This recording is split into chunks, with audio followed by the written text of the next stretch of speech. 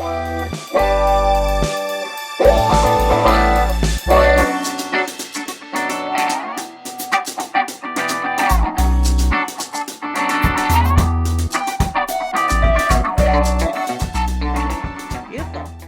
we are live. Welcome everybody to episode 2 of Women of Color and Confidence. My name is Amber Rose and I will be your host. Today I am joined by Amber Brashears. We are going to talk today about choosing your own activism and what it looks like to want to be a part of activism in your community, and also having the confidence to understand where your skills are best utilized in that activism. And bringing it back to the local community and what it is that you can share and offer there. So welcome, Amber. I'm so excited to have you here with me today. Thank you. I'm so excited to be your first guest. Isn't it fabulous? I love it. I love it too. I love to be able to have fun talking about such a subject. It really has brought me a lot of joy, and we're going to talk about how this show came around to be through the very topic that we're talking about today. Yeah. I met Amber in California. She now lives in New York, and I'm going to hand it off to her so she can introduce herself to you. Hello, Facebook world. I'm Amber. As Amber said. Double Ambers. I know, double Amber power. So yeah, I moved to Hudson Valley, New York from Los Angeles about a little over a year ago, and things were going great, and then things happened, as we all know. Mm-hmm. And I got very angry and dove headfirst into the world of activism, mm-hmm. and was taken on a very movie, reality show, soap opera style adventure. In New York? In New York, in my hometown, or my home state, not hometown. What do you do? Can you tell me? I know what you do for work, but I want everybody else to know what you do for work as an artist. I am a virtual reality content creator. And yeah, that in itself is a very interesting, crazy, unpredictable world. Yeah. We talked a little bit about the characters you create, which I think is really interesting. Are they for like games? It's for virtual. It's akin to The Sims, if you're familiar with The Sims. Mm-hmm. You create an avatar, you go into the virtual world of your choice, you create an avatar, and then you proceed to decorate that avatar until you either lose your mind or run out of money. And then those avatars get to move around like virtual worlds? Yeah, and you totally interact. The one that I'm predominantly in is Second Life, and I mostly create hair, but I create some other things. Mm-hmm. And yeah, I help you to look your best. And I love it. It's weirdo stuff, and it's fun. It's fun when it's fun. Do you feel like there's like diversity within that like tech? I don't know if you'd call it a tech world, but like the virtual reality world? So the diversity within virtual platforms is strange because you're basically working with perfect anonymity if you want to. So you can really be whoever or whatever you want to be. So if you walk into a virtual space and you see a group of Black people, they could be anybody. And you can either interact with them through voice or through text, so, people share as much as they want to share. Right. But you never know who you're dealing with. Right. So that becomes interesting.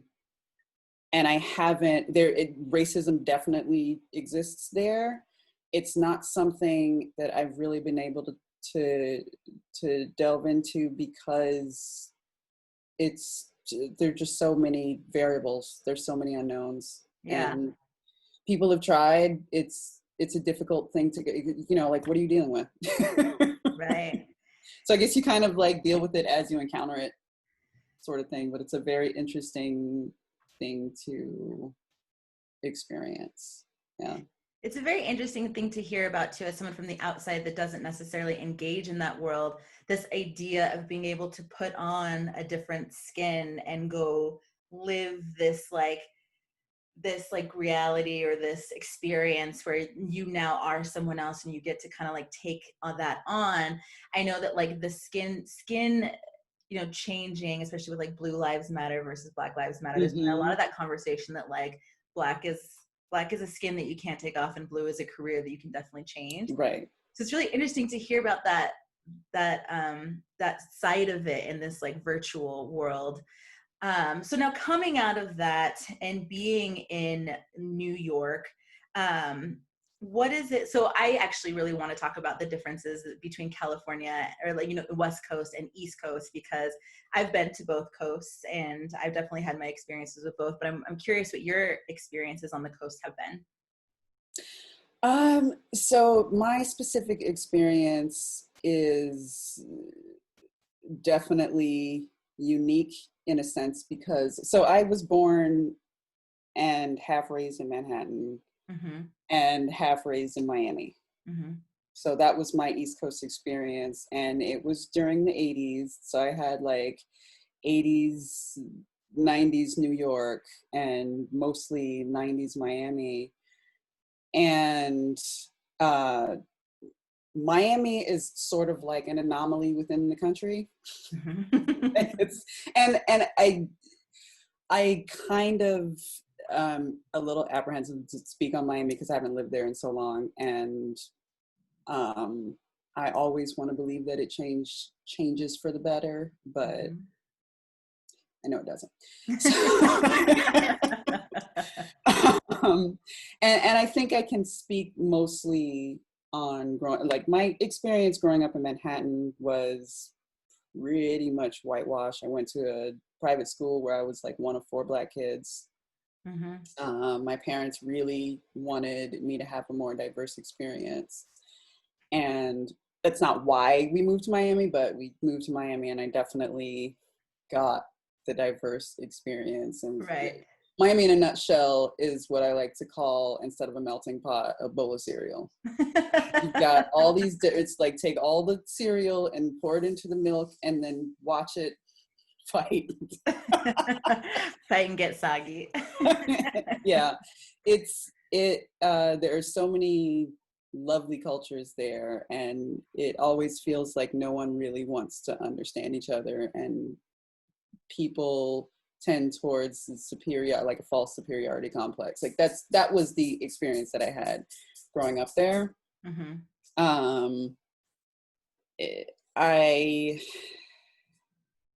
I thought initially moving to LA that LA was more open, Mm-hmm. which I think it is maybe by a few degrees.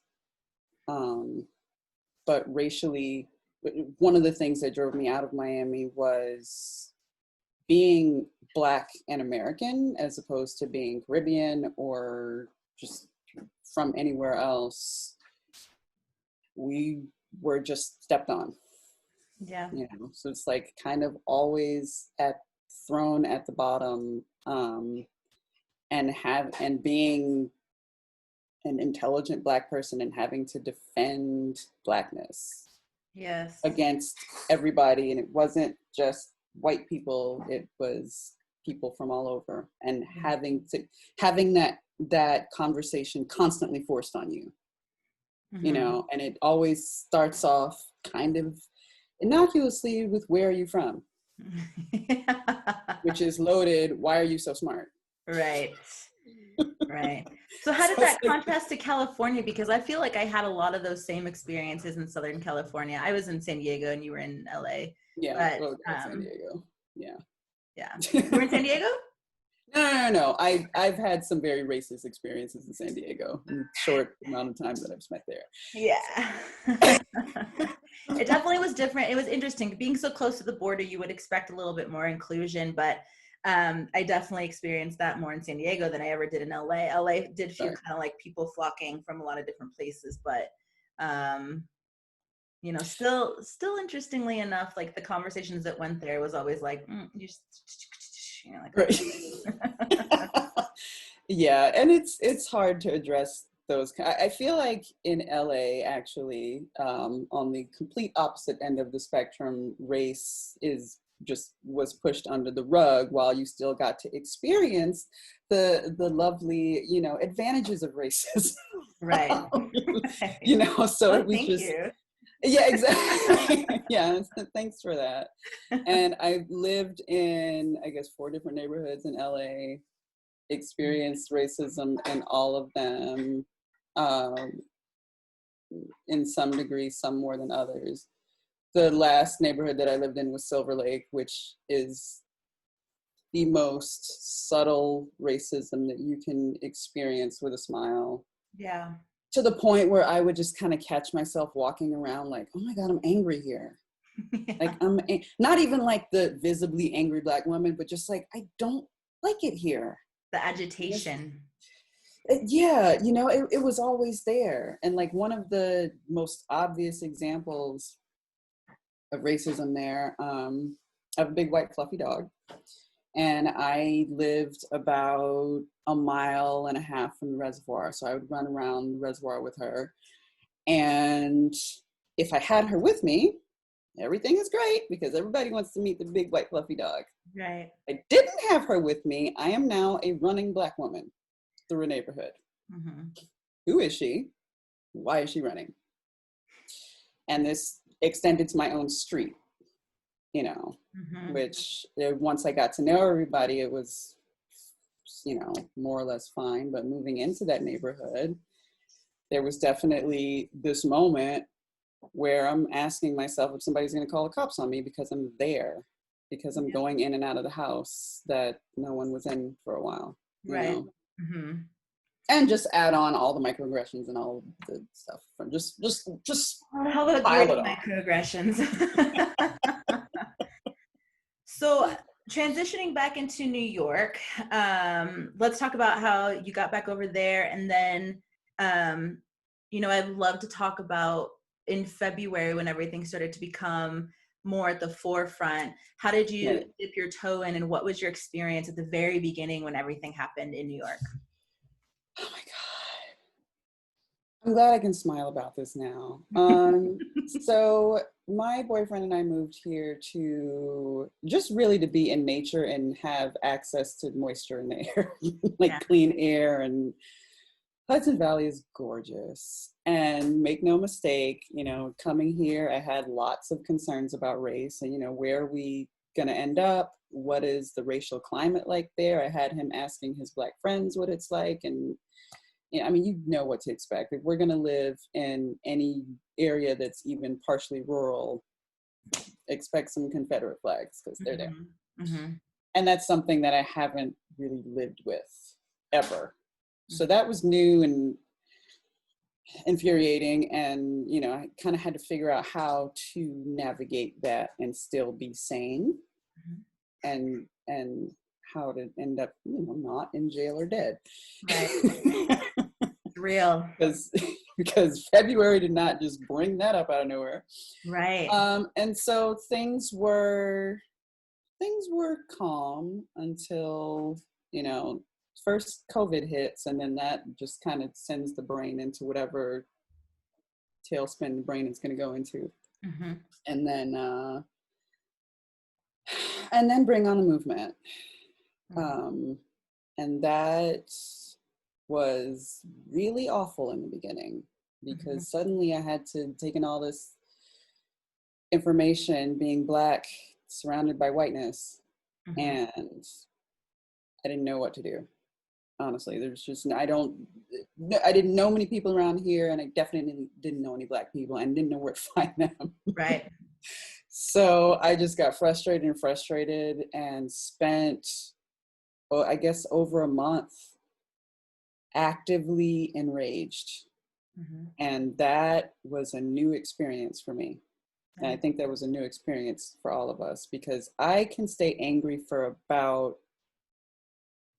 a couple of hours at the most before I begin to move on. Right. If you really piss me off, a day, but for it to be ongoing, and then realizing that it's trauma and grief So it's, you know, it's on a whole other level. Mm-hmm. That was a lot to deal with. And I really just didn't know what to do. And I knew that I had to act. I was like, I can't sit here anymore. And I didn't like the idea of going to protests where there were only a handful of Black people present. I Right. wanted to protest with the Black folks. And on Juneteenth, there was like a 1,000,000-person march in New York City, like in Manhattan, basically, Mm-hmm. just all. And I was just like, oh my God, like I have to go. I have to go, but it's COVID. Yeah. I spent a day trying to plan. I was like, okay, I'm gonna drive down, I'm gonna go to the heart of it and stay in a hotel there. And then how do I not get COVID? Okay. You know, it didn't work out. So I ended up just going to protests here and kind of dealing with that. And then I found a community meeting that was addressing issues in the like Black hub of the Hudson Valley. Yeah. And that's where it all started. That's where it took off. And I went there to learn, not knowing I was just going to be thrust into this adventure of active, like right into post-protest activism. Yeah. I want to address for a second the anger piece of it, because I think that that's so important, that most of us did feel a lot of that anger and felt the need to show up and rise up because we started having all of these emotions around the fact that Black lives, even though Black Lives Matter has been a movement for a long time, that Right. we're still seeing daily that Black lives aren't mattering. And as we were starting to see that people were finally listening to it, that it made us, like, there was a part of me that was like, yes, like finally they're listening. And then there was a part of me that's like, why are we still doing this? What is going on that we're still doing this? And I was like gritting my teeth. And, you know, I was out there protesting a lot. And, you know, I think that when that type of emotional shift happens in a person, let alone an entire community, that it's really easy to get swept up and to just focus so much on that movement that you're not taking care of yourself anymore. And I'm curious, you know, you had the experience of the anger and wanting to do something and feeling very limited in the white or majority white community that you're in. So what was your self-care like when you realized that you needed to have that self-care? That self-care started as non-existent.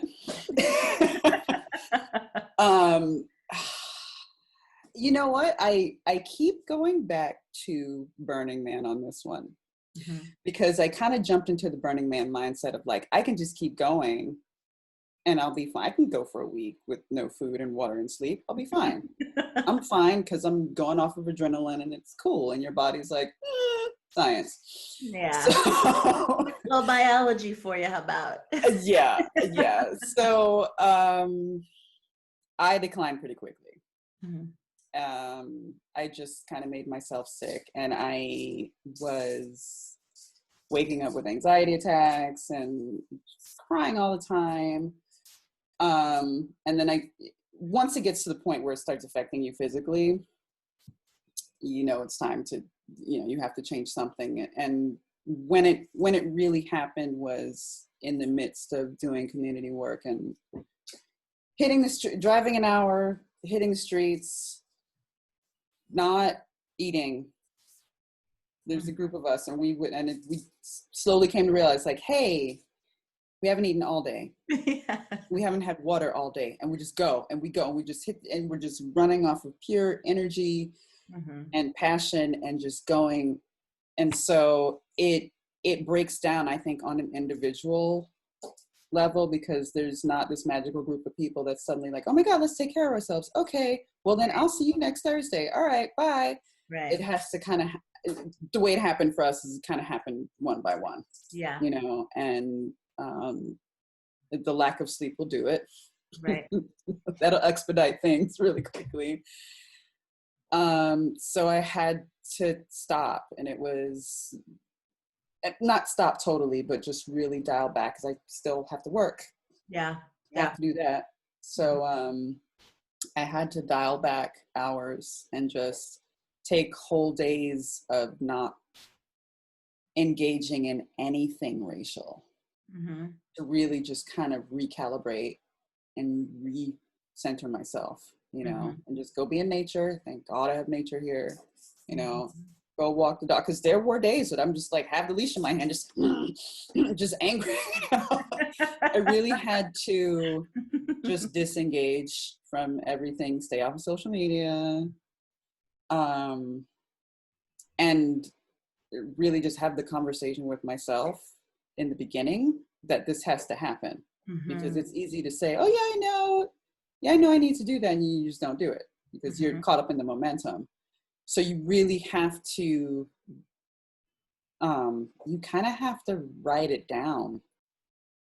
You have to do whatever you do to discipline yourself where Mm-hmm. it works. And if you don't have that to fall back on, then you have to create it now. Yeah. I Because really love this. I it'll really get love you. this piece because it feels like this to me is what confidence really is like knowing yourself. And even if you do kind of overrun yourself, that that when you get to the point when you're like, oh, hold on a second, I don't feel good. Why don't I feel good? How do I make myself feel better? Right? Like this to me is like self-confidence to a T, and Yeah, knowing that like stuff isn't right or doesn't feel good for who you are. And I really love the fact that you said that in the group that you were working with, that realization and also the shift into self-care happened one-on-one. It wasn't like someone came in and was like, okay, everybody, we're going to do this now. It was that all of you had the confidence in yourself and enough to say, I need a shift of some kind here. And yeah, even if you didn't know exactly what it was at the beginning, that you were able to acknowledge what was happening inside of you and knowing that it wasn't good for you, and therefore you couldn't do good in the exactly. movement that you were trying to achieve. So let's talk Yeah, about that transition. I really love that this self-care was a piece that helped you understand like there's more than one way to put my passion and skills and effort to work, and that you kind of shifted into this community mindset. So tell us about the work that you are doing and how you kind of like figured out what your skills were and how you could apply them. well, I think a lot of us get into activism and get into the protests were great initially. Like it, first and foremost, it gave me a chance to scream Mm-hmm. and yell and just have this cathartic experience, and that's the selfish side of it. And obviously protest is necessary, but we are left thinking, well, what next? What Mm-hmm. happens next? I didn't have a particular goal in the beginning. Everything kind of happened organically and very quickly. And I go to this neighborhood and I see that there's a need for change immediately, today, yesterday, 10 years ago. Yeah. And I just jumped in. All right, what can I do to help? What can I do to help make this happen? And it's so grassroots and just so raw and so just hands on. It's like, all right, we want to engage the community, Mm-hmm. and we want to get the community involved Mm-hmm. in what's going on. And it started with building a safe space for Black people. Yeah. And I think that's so important to have right now. Also realizing that I'm not the only Black person who's out here suffering and who's out here angry and eyes red from crying and just having to process all of this. Mm-hmm. So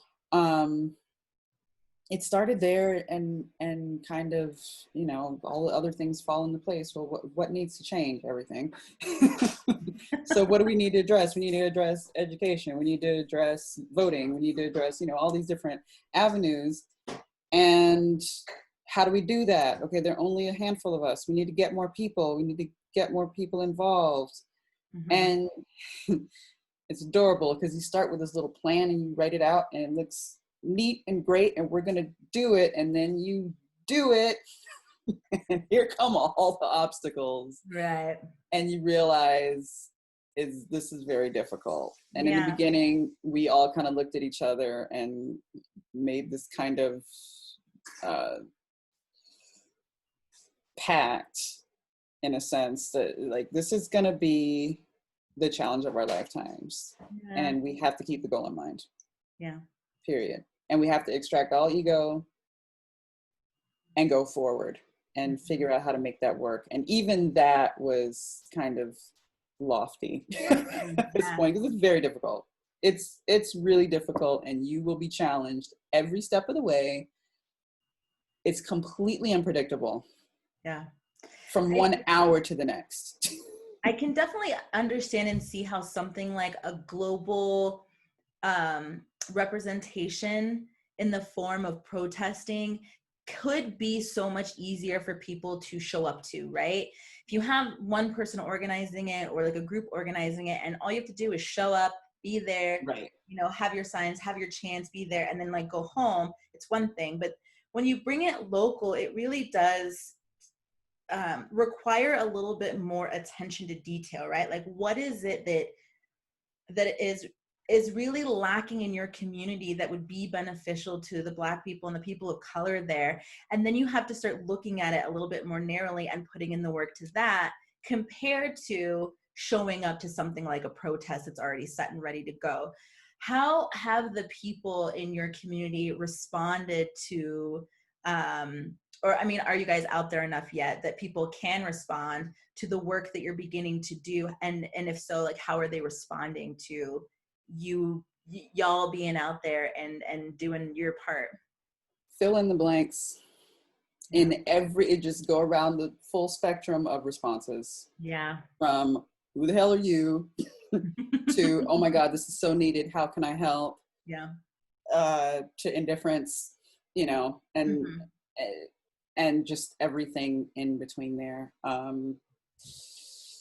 And I guess that's, you want to believe that everyone has the same goal and wants the same thing and has the same vision in response to what's going on right now. And a lot of it is realization that Black people are traumatized and tired and have families to raise with 3 jobs and, you know, and trying to go to school. And so they don't have time for this. You know, some of them don't have time for this, and some of them are ego driven and just want whatever they want out of it. And, you know, so you have to, and so on and so on, you know, you really have to learn as you go, I guess, in a sense, like depending on who you are. I mean, I'm an artist, and here I am doing this now, and I've had a few people, I mean, I think we've all gone around the circle, like, why don't you run for office? Why don't you run for office? And coming back to confidence, I have the confidence to know that I don't need to be running for office. I have no interest in doing that. And yeah, confidence is knowing when, like, that's not where you want to be. knowing where your place is, knowing where you're most beneficial, you know? And that's something that I did have to, I mean, I more or less dropped out a couple times, but every time I came home, I was like, I can't, what now? I have to find something else to do. And I realized, like, no one's really doing what I'm doing. I have to keep going and just keep the goal in mind. If I keep the goal in mind, then things, I'm not going to say everything falls into place, because that's not true. Right. But things take a shape, and they're easier. They align a little bit better. Yeah, they're easier to wrangle, you know. I think that's, you know, it's such an important piece, because that is how this entire project came to be, where I was running myself into the ground trying to protest and do groundwork, and, you know, hit Denver, which is also a predominantly white neighborhood, and was very surprised to see how many Black people and people of color all came out together to protest. But you know, all of that was like running me to a place where, like, I wasn't beneficial to me in my life, but also to the people around me. And I still have a job, and, you know, I run my own classes and courses, and I have my own passions that really revolve around women, especially women of color. And that's, you know, I had to realize, like, hey, I have, one of my students likes to say, we all have a superpower. And it doesn't need to be like reading people's minds or seeing through walls or premonitions, but like, we all have a superpower. And my superpower is the ability to find a way to share people's stories. and to let people know that their stories are valuable and powerful and impactful. And so I had to think in my own head, in my own realm, where are my skills and talents best utilized in Mm-hmm. not just a movement of Black Lives Matter in the street, you know, police brutality, Right. like bringing attention and awareness to that, but where are my skills and talents best used to like really amplify Black voices and stories so that people, when they hear certain stories for the very first time, they're not shocked, right? Like I Right. shared so many of my own stories. Like people were asking me why I was protesting so much, and I was like, do you know what it's like to like getting to a car and then not want to drive it because you can't find the registration for it in that moment? Like, no, you probably just keep going. And I would never, like, I just don't do that. And they were like, what? Why? Like, it wouldn't be that big of a deal, blah, blah. And I was like, for you. You know, all of these things that aren't a big deal for you are for me. And so then I realized more of these stories need to be brought to surface. They need to be brought to light. And we need to be talking about them more so that it's not a surprise for people when they understand why Black people are so angry and why Yeah. they're now taking advantage of the fact that they're able to be vocal and have people listen to them. Yeah. I want to talk about how you're keeping up your confidence nowadays, because you do have a job and you are doing some great local work in your community, being a leader in the group that's doing the work that you're doing. So what are some of the things that keep your confidence high? What do you do? What do I do? I guess I just, well, I guess it actually starts with self-care, if we're going to be honest here. Like Mm-hmm. I have to like I have to be in the right mindset to get anything done. Mm-hmm. And I try to keep as organized as possible and to stay goal oriented. Mm-hmm. I'm always like, through my work, I'm always trying to streamline, make things easier. So I guess I just keep applying those things so that I can relax in it to some extent, if that's even possible. Yeah. You know, and then understand that there is no security in this, there is no safety in this, and kind of take a fearless approach to it. Yeah. And that then just kind of puts everything on a level playing field for me. Mm-hmm. You know, it's difficult work. Yeah. That's the nature of it. So I'm gonna have to deal with. I mean, it's a roller coaster. It is Yeah. an emotional roller coaster. It's been a physical roller coaster. We were out during a tropical storm without even realizing it until we saw trees falling over and realized that maybe we should go home. We're like going door to door in the community. People are like, why are you out here? Right. We're drenched from head to toe and not even affected by it, you Yeah. know? And It's amazing how much passion can fuel that, right? Or you're just like, right. I have a mission, I'm doing something, and you don't even realize that like trees are falling down. Yeah, you don't. And I think just being super honest with myself helps me to maintain confidence, because I guess once you do that, once you make everything make sense, Mm-hmm. nothing can really fail. Right. Even if you are failing, it's like, all right, well, why am I failing? X, Y, and Z. Okay. Yeah.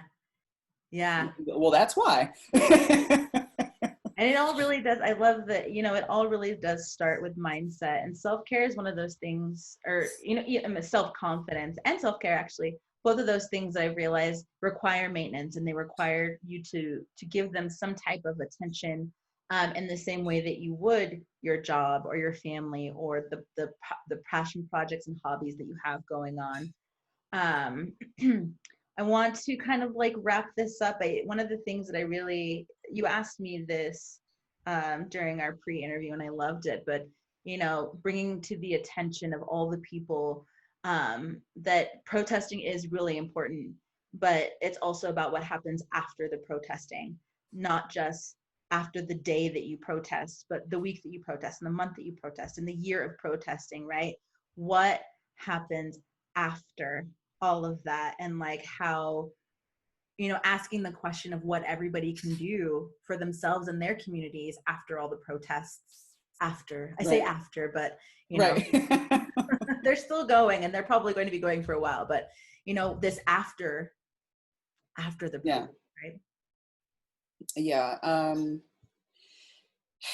Getting deep into why things are happening and how to really change them. And I think getting into the community, I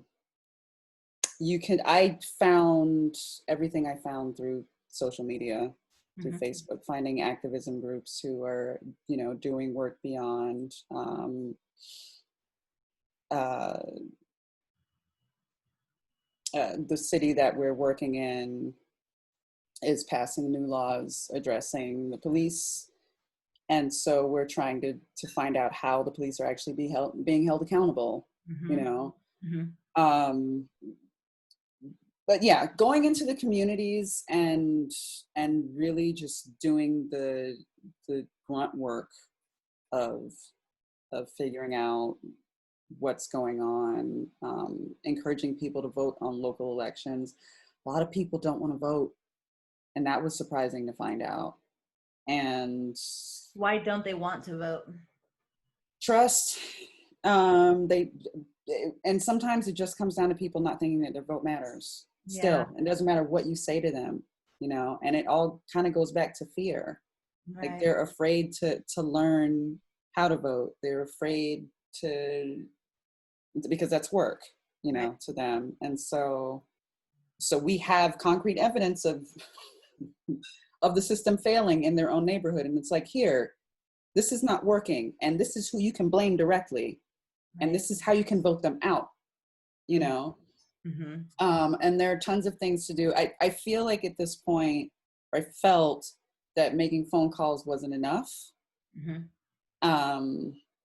We've learned that some phone calls and emails go ignored, which all of us wonder, but and some of them don't, and some of them do. So it's like, okay, we want to make sure, like, we would go to get voters registration forms and be limited to how many we could take because we're Black. And white people go in and have a different experience. Interesting. Isn't that Yes. interesting? It's so interesting. They were given just a wealth of information on Yeah. how to vote and who da. While with us, it was one of our members had to go in there with her phone and record the fight to get more than 25 registration forms. Interesting. And so we share this information, and yeah, people are asking how they can help, and we just kind of, come help us, or come help, go help this organization. And so I think it's about finding the organizations or starting an organization, if you can't find one. I think one of the easiest and most fun feel-good things that someone can do is to start a safe space. Starting the Black safe space, it's something that I think is a little rare, unfortunately. And What does it's that really look like necessary. exactly? Like a safe space, like a club or a group, or? It's a group that meets however often they meet, in whatever way they meet, and to just discuss and just to share, and in our experience, having it solely Black is kind of key. Yeah. Black people don't trust. I People had in the community don't trust.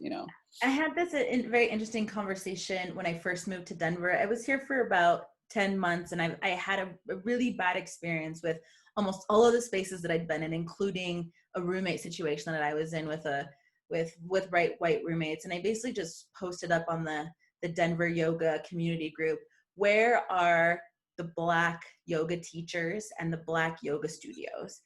And I got like half the people were like, oh, this teacher is great, this studio is great, may not be all Black, but this is another like teacher of color. And then I also got backlash that was like, why does it matter for yoga practice? And you just realize that how much people don't understand that those spaces aren't safe for us. Right. And that they don't understand why they're not safe, because they're safe for them, right? And that I was saying, like, these I don't feel safe to practice the way that I would like to practice my yoga practice in that particular studio with that particular teacher. And so I'm trying to find teachers, students, and spaces that kind of understand what that's like. And the fact that you would even post that comment means that you don't know what that's like, and you can just scroll on by. Why do you have to question what I need? So I really do appreciate that aspect of it. And, you know, I'm in an online yoga studio now that is not all Black, but is very inclusive of all genders, religions, colors, races, like everything. And it really does make a difference into how you can show up. And I think that that's a really beautiful way to take, you know, your activism. I say activism because it's like starting a safe space for Black people isn't really activism, but to take this it definitely feeds into more. It. Yeah. What'd you say? I said it definitely feeds into it. You know, you want to better the I kind of visualize it as like, you know, protesting is coming in from this end, and then on the other side you're helping to enrich the community, and hopefully they kind of meet somewhere, you know, and just finding Black artists and Black healthcare providers, which is a whole other issue, you know. And which we actually have someone in a couple weeks we're going to talk to about that. Okay, so. Good. Because that just healthcare and mental health, I mean, it's something we focus on. It's something we're trying to address as we try to address everything. And one of the things that I like to obsess over is normalizing positive Black imagery. Yes. And what that looks like for children who don't have access to Black books, and seeing Black faces on books or television, or, you know, whatever they're experiencing. And I think it's really important that we, you know, Black Lives Matter is really important, but I do want to say that it's not the totality of what Black people need right now, right? There's so much more of what Black people need right now. And I think it's really important that we be able to acknowledge that, yes, Black Lives Matter is really important, and police brutality is something that we absolutely need to give our attention to, but there is so much more that we can be doing. And that idea that, like, this isn't the end. Black Lives Matter is not going to stop this month or this year.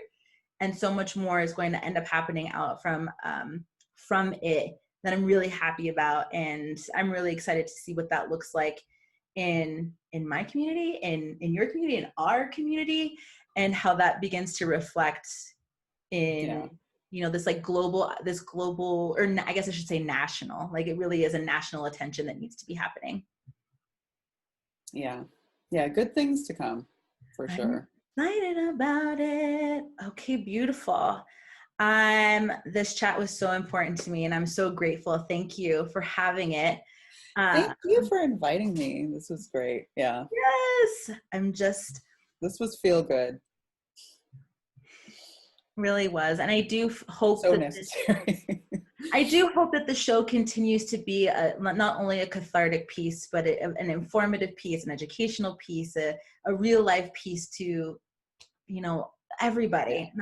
Yes, of course, I want it to be here for Black women. That's like my biggest goal and everything. But, you know, also just making it so that, like I said, what I can do with my skills and my superpower, that I'm putting it to good use, and making sure that women, that other Black women know that, like, confidence comes in all shapes and sizes, and that we can express everything that we do and say and have and feel in a way that feels good to us. Yeah. We need to love each other. We need more love. We have more conversations about that coming up in the future too. So thank you so much again, Amber. I'm really happy to have had you here, and I will see all of y'all next Wednesday at 5:00.